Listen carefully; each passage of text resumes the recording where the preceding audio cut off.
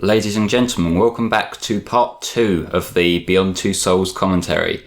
Now we're going into the party chapter. And this chapter is basically what it says in the title. Jodie is going to a party as kind of an experimental thing to get her in a relatively normal social environment. Because obviously at this point in time, she's been spending most of her time in the lab being experimented on, being looked after, all that sort of stuff. But the problem we see here is that Nathan is obviously very out of touch with her generation and youngsters. Everybody will like you. You'll have fun, maybe meet some new friends. Go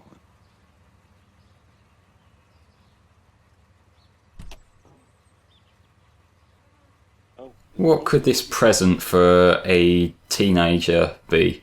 It's a book of poetry by Poe. It's 50 years old and very rare. I'm sure she'll like it. Yeah, it is actually a poetry book. Yeah, Nathan, I think you're a little bit not with it.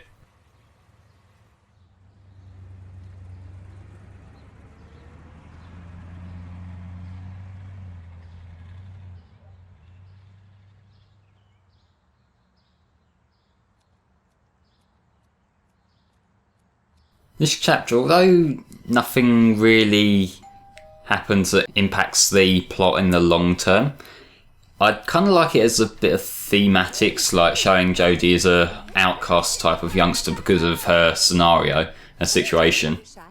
Hey, Jodie, right? Come on, we're in the living room. Some girls from my school and least dorky guys we could find. Oh, is that a present for me?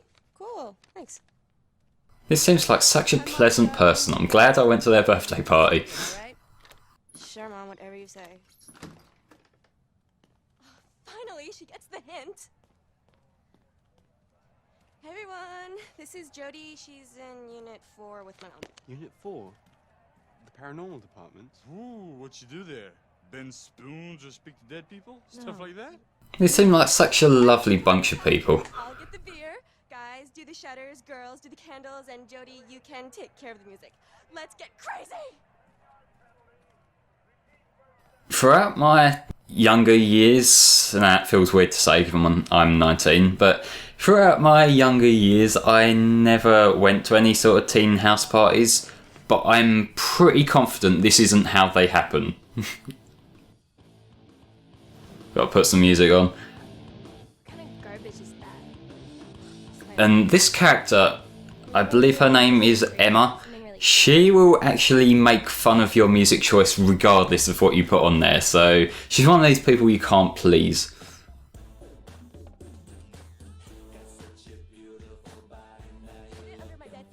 But this music she's put on is absolute shite, I'm not even gonna lie. She doesn't even go into my room anymore. She's totally oblivious. Kirsten, you're a genius.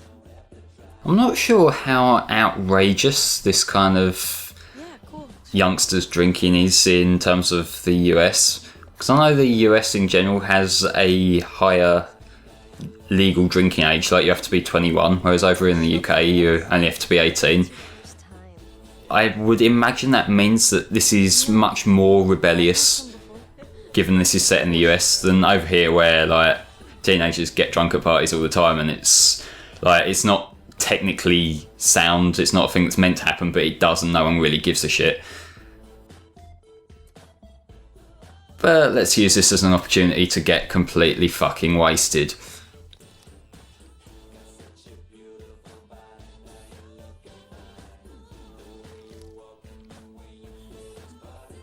Bear in mind she has had just one drink at this point and she's stumbling all over the place. This is exactly how alcohol works. Want some? Sure, why not? Now, this coming up, I just love, because I don't get why press X to Jason ended up being the meme rather than press circle to blaze it. First time, huh? It got me that way too.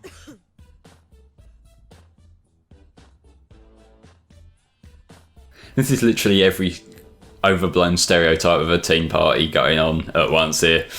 You know, the unnecessarily loud music, getting high off their tits, getting drunk. I don't think it happens exactly like that. Like maybe elements of, but this is a very obvious TV exaggeration. You okay, Jodie? You're acting kind of weird. Pale face. You sure you feel alright? I'm not sure what the idea of putting someone who's obviously very reserved and has little social experience into this environment, given that you must have some idea that it's not going to be a smooth transition. Because obviously you're going to need a socialisation aspect of bringing up a person in this situation, like Jodie is. But throwing everything at once, that just isn't going to work. And I know this as someone who is very socially reserved. I know that while I do need to take steps to integrate myself a bit better, throwing me straight into an unsupervised house party would be hell for me.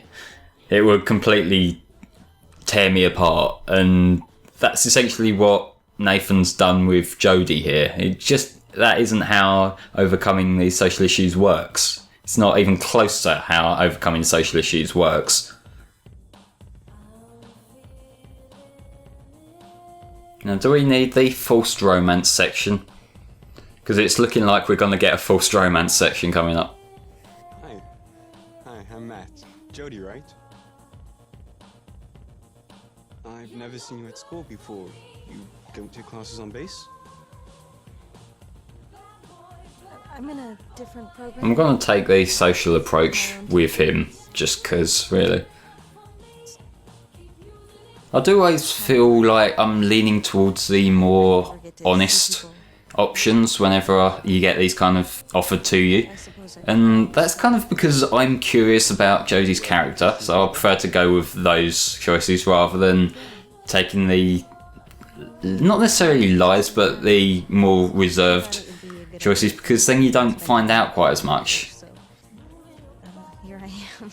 This entire conversation between Jodie and Matt, it's basically Cage has taken all the set pieces from teenage characters flirting in films or chatting each other up in films and just put them together in one conversation, and it's bordering on cringeworthy, actually. I surf any chance I get, and I play in a band with a bunch of friends. That line is so not a natural line a teenage boy would say. I'm sorry. It's gonna sound really boring. I like to read, and I like sports. I mean, I can't leave the base, so it sort of limits things. Can I ask you something? Why are you in Unit 4? Because I'm gonna haunt the fuck out of you, mate, if you keep on with this meaningless small talk. A link with an entity. An entity? You mean a ghost or something like that? Oh, this is gonna sound really crazy, but it's kind of like a... I could easily make fun here about the way that Jodie's just very open about this as soon as she's asked, but it makes me think, if you were in this kind of situation where you have something going on that absolutely no one would flat out believe being followed by an entity or something like that, how would you approach explaining that to people? Because they're going to think you're a nut job, and if you avoid it, then given the situation Jodie's in where she doesn't talk much, you're not going to have an explanation. So whatever you do, you're going to look like something's not right. I'm using motion controls to awkwardly dance.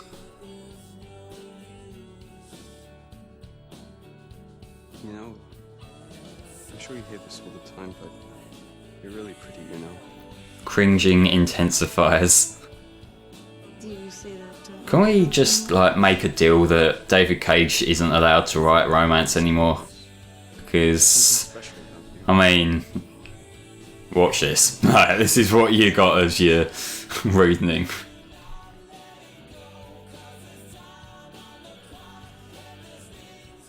I'm not sure what this music's supposed to be. It just sounds like generic alternative sort of stuff. Awkwardly animated kissing, woo!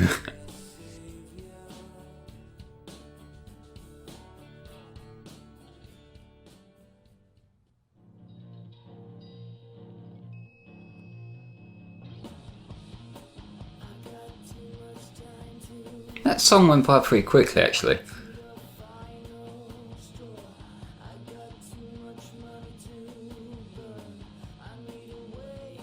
Are we just gonna hold on that expression for ages or not?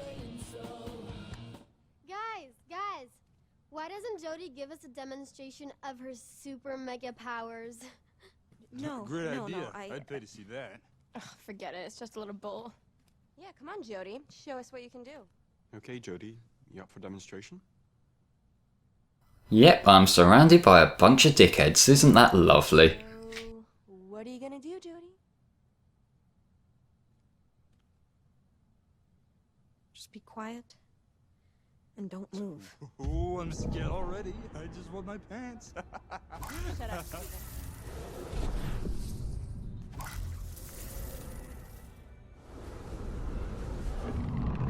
There. I saw something. Be stupid. Why can't we just use the Swear it. possession kind of ability that Aiden has and just make one of them dance like an idiot or something? That would be way more amusing.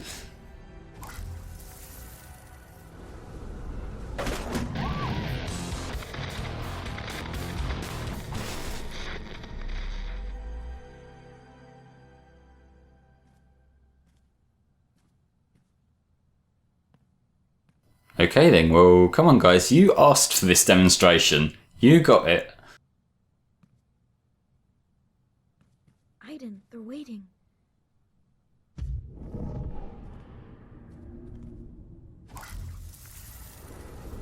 Yeah, better just do some more shit just to really prove to them. Can you hear that? You can actually avoid demonstrating this, in which case it's kind of a less interesting outcome because you just sort of leave the party and nothing much happens. That was really scary. At least as far as I remember anyway. I didn't mean to frighten anyone. Sorry, you guys insisted and... Right, okay, guys. It's time to eat that delicious cake, and most important, to open my birthday gifts. Actually, the cake can wait. I'm opening my gifts first. This Kirsten character, she just like seems so self-indulged. Oh, that's nice. Not the kind of person I would want to be friends with, let's be honest here. A thong, just exactly what I needed. Now you can stop stealing your mom's. And improve your chances of finding a decent boyfriend. My future lover wants to thank you for making his life more interesting. Let's see how she's going to react to the obviously appropriate gift. What is that? An old book. It is actually called Book of Poems. Like, Jesus Christ, Cage. Really rare collection. Poems by Edgar Allan Poe. Edgar Allan who? What, did you steal this from your grandpa's library? No, and it's really rare. Yeah, just. Let's talk realistically here. Like, Nathan has set her up to try and help enhance her social integration, to help her fit in more and have a bit of experience with people her own age. Why in God's name would you put her at this disadvantage of giving her a really Slut too. inappropriate gift to take with her and things like that? It's just... No, it just doesn't add up to me. Starting a witch. But yeah, something worth noting here, just to give a little bit of depth to Matt's character and how much of a dickhead he is. He will play along with the calling her a slut thing, whether you flirt with him earlier or not. Oh, mistress of the obscure darkness, bring forth your mighty power. Okay, let's just hang around in here until years later when we get to go to Hogwarts. That'll work well. Begging you, please let me out! this is not how you react to being tormented. Because that just gives them the satisfaction of knowing they got what they wanted, of upsetting you. Like, just stop screaming like a victim.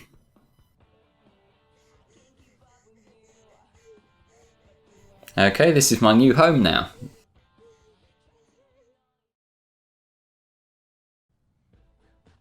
Get me out of here.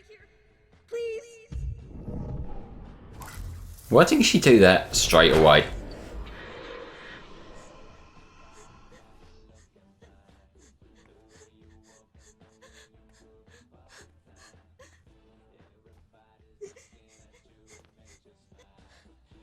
Let's get some revenge, motherfuckers. There are a few options you can take in terms of revenge here. I'm taking probably the most simple of the possible outcomes, but there are outcomes where you can set the place on fire and knock people unconscious and shit like that. Shit, that's crazy. And you do actually get trophies for doing them. With this, I wasn't going for any particular outcomes. I was just playing the game along and making choices as I went. So I didn't think to go for the trophies. But I've done a little bit more research after the fact to see what trophies are available and what outcomes you can get. And it seems like there's a little bit more than I originally gave this game credit for in that respect. They're locked! Guys, this is a joke. What was that?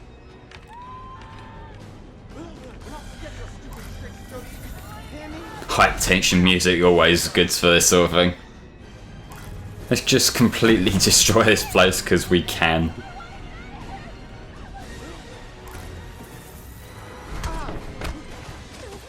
That's the most pathetic sort of scream I've heard in a while.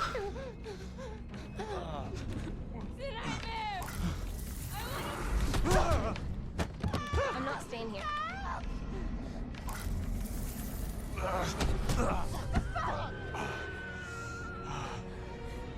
What the fuck is going on?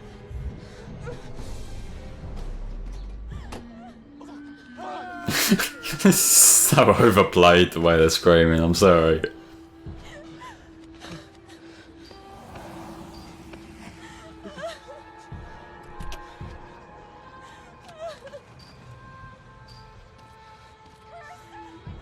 what happened?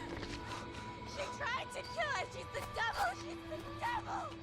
This is Nathan's "this didn't happen quite how I wanted it to" face. Let's go home.